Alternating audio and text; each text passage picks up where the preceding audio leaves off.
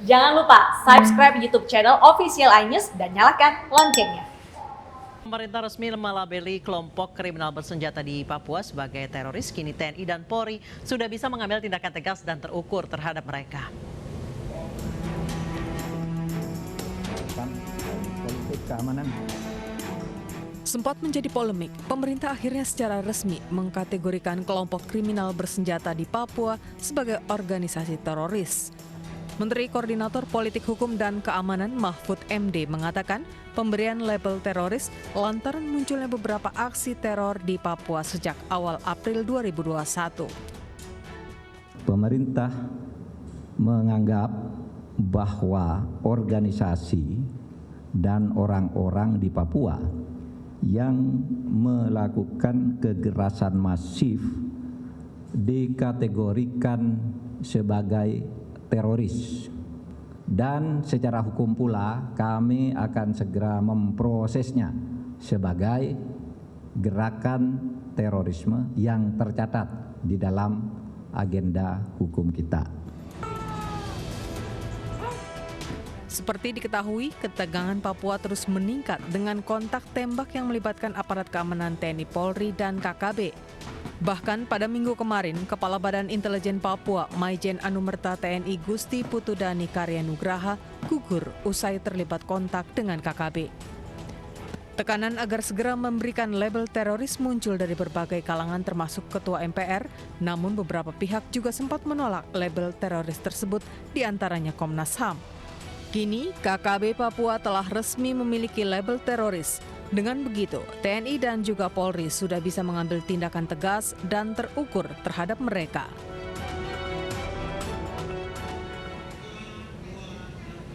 Sempat menjadi polemik, akhirnya pemerintah resmi menetapkan KKB Papua sebagai teroris. Bagaimana Amnesty International menyikapi sikap pemerintah ini? Sudah terhubung dengan kami Usman Hamid, Direktur Amnesty International dan pengamat kepolisian Bekto Suprapto. Selamat malam Bapak-Bapak.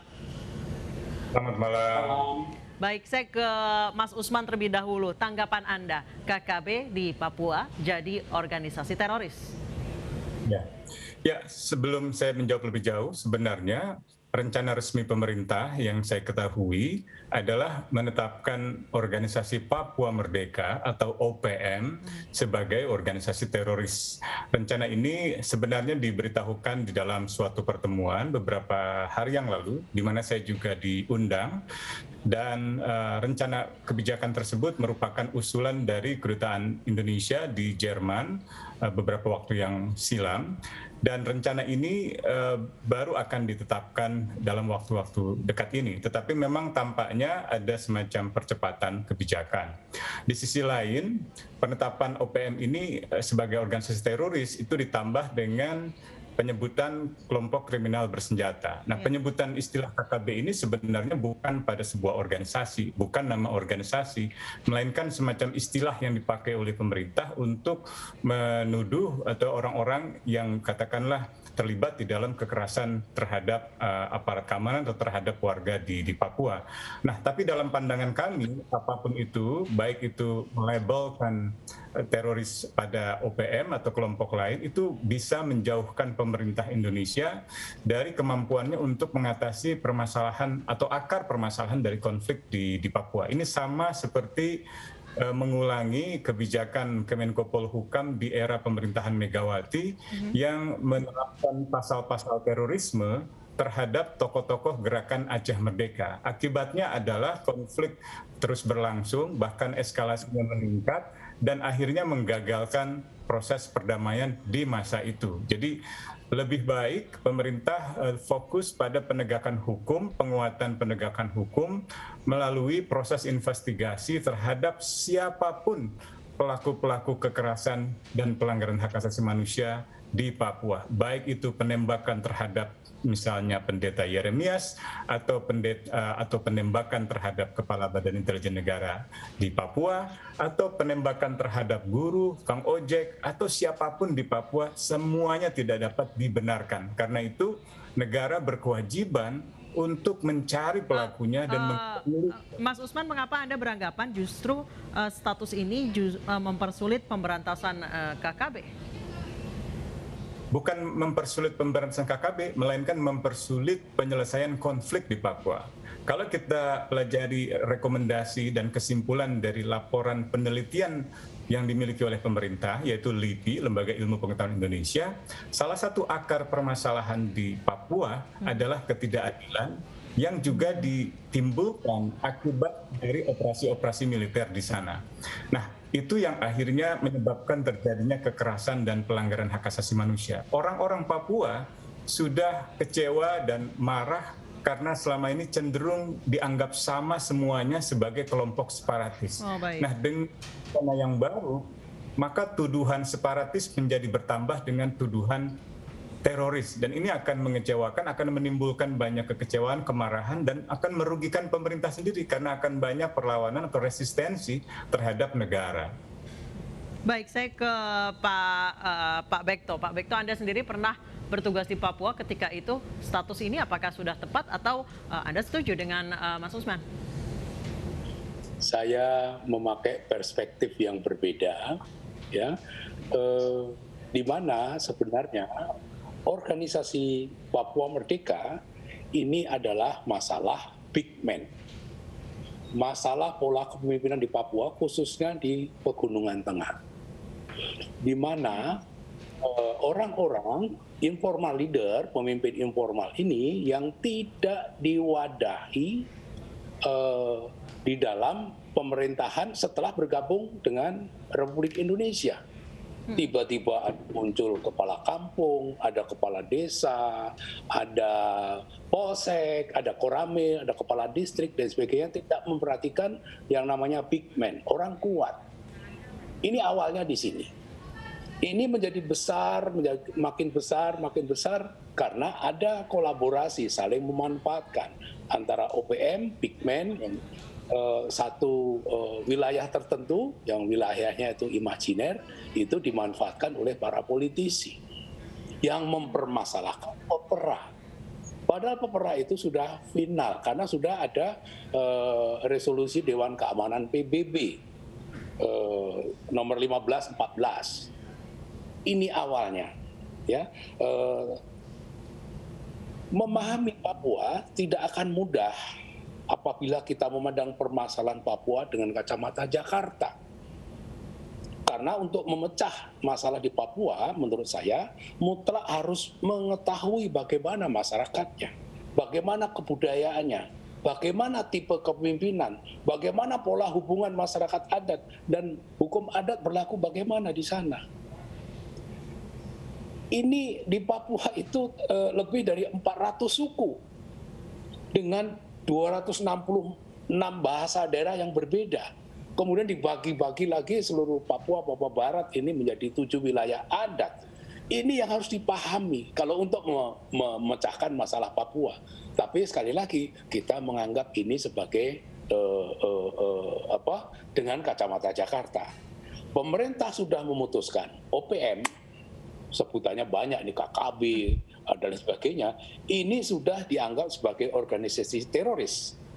Ini akan membawa konsekuensi dengan cara penanggulangannya. Tadi sudah disebut Bung Usman Hamid, ya, penanggulangannya ini penegakan hukum, yaitu harus mengacu pada Undang-Undang Nomor 5 Tahun 2018 sebagai perubahan atas Undang-Undang Nomor 15 Tahun 2003. Ya. Harus ke sana. Jadi pemerintah sudah siap untuk ini dan sebagainya, itu yang harus dipikirkan. Pak Bekto, menurut Anda dicap sebagai teroris, apakah tepat atau justru seperti kata tadi Mas Usman hanya menambah stigma teroris terhadap hampir seluruh masyarakat Papua, bahkan mereka yang ada di perantauan pun akan terlabeli teroris itu?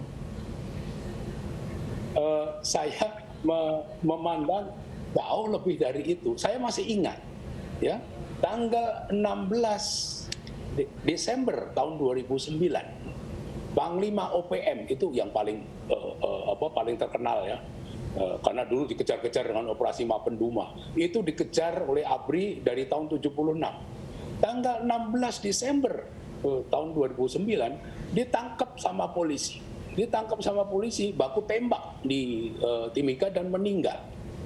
Ini tewas Kelly Kuali. Tidak ribut, kenapa? Karena dilaksanakan dengan penegakan hukum, mengikuti hukum-hukum internasional. Ini adalah operasi penegakan hukum sehingga keributan tidak terjadi. Saya pikir ini Mas Usman Hamid waktu itu juga menyoroti dan ini bisa cepat diredam. Karena apa? Karena ini dilakukan penegakan hukum. Apakah dengan OPM diberlakukan sebagai teroris ini akan dilakukan penegakan hukum atau dengan cara yang lain? Ini yang harus kita ketahui. Baik, cara yang lainnya itu misalnya seperti apa, Pak Bekto? Yang dikhawatirkan sekarang, ya, bukan dikhawatirkan, malah saya mendengar, saya monitor, ya, komunikasi masyarakat di Papua ini ditunggu-tunggu. OPM dicap sebagai teroris itu ditunggu-tunggu oleh mereka. Kenapa tuh, Pak? Mereka mengharapkan kalau ini dicap dengan teroris, nanti akan operasi militer. Kalau nanti ada operasi militer dan sebagainya, memudahkan OPM, kelompok-kelompok itu, untuk mengundang LSM internasional, teman-temannya Pak Usman Hamid ini, untuk datang. PBB kalau bisa turut campur karena ada operasi militer. Baik, jadi menurut Anda, penetapan KKB sebagai teroris ini bisa dibilang pemerintah melihat Papua dengan kacamata Jakarta? Saya melihat seperti itu. Baik, kalau menurut Anda, Pak Usman, setuju dengan Pak Bekto terkait hal ini? Ya, sebenarnya saya setuju. Kurang lebih apa yang disampaikan oleh Pak Bekto saya kira sudah tepat. Dan karena itu saya ingin menekankan sekali lagi penting sekali penegakan hukum itu. Nah, tapi saya ragu apakah label teroris itu adalah sesuatu yang ditunggu-tunggu. Saya mungkin mohon izin ini berbeda pandangan dalam soal itu, tetapi saya kira itu pandangan Pak Bekto yang saya apresiasi, tetapi saya ingin kembali pada jalan keluarnya terus apa gitu ya. Sebenarnya tadi saya sudah memberi indikasi bahwa ini mengulangi kebijakan Kemenko Polhukam di era pemerintahan Ibu Mega ketika menetap juru runding Gerakan Aceh Merdeka dengan undang-undang anti terorisme. Dan akibatnya adalah dialog mengalami kemacetan, konflik semakin tinggi, korban berjatuhan dari masyarakat maupun juga dari aparat gitu ya, sampai akhirnya malah menggagalkan perdamaian. Setelah proses itu dicabut, tidak ada lagi penggunaan undang-undang terorisme, tidak ada lagi penggunaan operasi militer di sana, dan diganti dengan pendekatan kesepakatan damai, kekerasan berhenti, setidak-tidaknya jauh lebih berkurang. Sehingga masyarakat bisa kembali beraktivitas, pelaku usaha juga bisa kembali beraktivitas, dan seterusnya. Bahkan bendera Gerakan Aceh Merdeka yang ketika itu dianggap bendera separatis atau bendera teroris, itu sekarang menjadi bagian dari bendera yang sah, yaitu mewakili Partai Aceh di Papua. Nah, ini yang kalau saya sambungkan dengan pandangan Pak Bekto di awal tentang big man, tentang pola kepemimpinan kebudayaan di Papua, maka OPM itu sebenarnya dulu merupakan representasi dari kepemimpinan orang-orang Papua. Meskipun sekarang sudah berkembang, bermetamorfosa menjadi sekian banyak kelompok, termasuk yang kemudian menaungi dirinya di bawah ULMWP, United Liberation Movement for West Papua. Dan mereka sebenarnya telah mengajak berkali-kali pemerintah untuk melakukan dialog.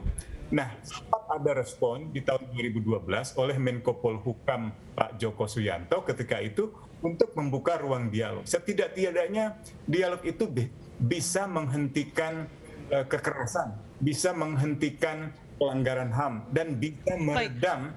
Mas Usman, dengan ditetapannya KKB sebagai teroris, apakah ada potensi pelanggaran HAM yang lebih besar lagi nantinya? Oh, ada sekali. Karena undang-undang anti terorisme itu akan memiliki konsekuensi yang berbeda. Kalau dalam undang-undang hukum acara pidana orang ditangkap tanpa tuduhan boleh hanya 24 jam, maka dalam undang-undang ini itu bisa sampai 7 kali 24 jam, 7 hari, bahkan bisa sampai 21 hari.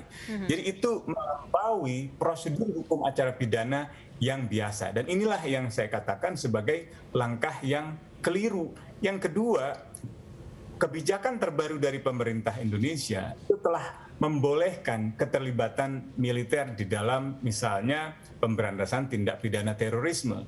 Saya ragu apakah keterlibatan militer dalam operasi terorisme di Papua itu akan berhasil, akan efektif gitu. Malah saya khawatir akan ada jatuh korban dari banyak pihak, dari masyarakat dan juga dari aparat keamanan. Baik, itu Pak yang harus Bekto. Perlukah keterlibatan TNI dalam penumpasan atau membuka ruang-ruang dialog dengan KKB Papua agar resolusi konflik segera terwujud?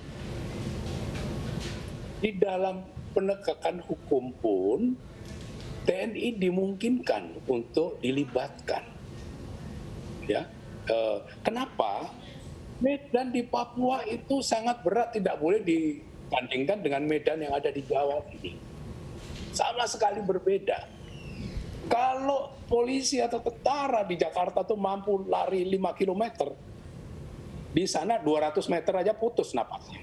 Karena ketinggian di atas 3.000, oksigennya tipis, dan sebagainya. Untuk penanggulangan terorisme, di medan yang sangat berat ini memerlukan dukungan, peralatan, dan logistik yang panjang. Peralatannya canggih, dukungan logistik yang panjang. Ini dihukum dimanapun secara internasional itu perlu perlibatan dari tentara, dari militer. Masalahnya adalah kita siap belum dengan aturan-aturan perlibatan militer ini untuk penanggulangan. Pak Bekto, menurut Anda apa status yang tepat dalam penanganan konflik di Papua untuk saat ini? Kalau pemerintah sudah menetapkan ini sebagai sebagai OPM sebagai teroris, ya itu dilaksanakan. Hanya yang dikhawatirkan terjadinya pelanggaran hak asasi manusia atau tuduhan genosida, itu yang harus dicegah. Baik. Ada aturan yang harus diikuti. Tadi saya menanggapi sedikit yang Bung Usman Hamid di Aceh itu. Aceh itu berhentinya karena tsunami, bukan karena bukan, kalau nggak ada tsunami nggak berhenti juga itu. Baik. Terima kasih Pak Bekto, terima kasih juga Mas Usman Hamid telah bergabung bersama kami.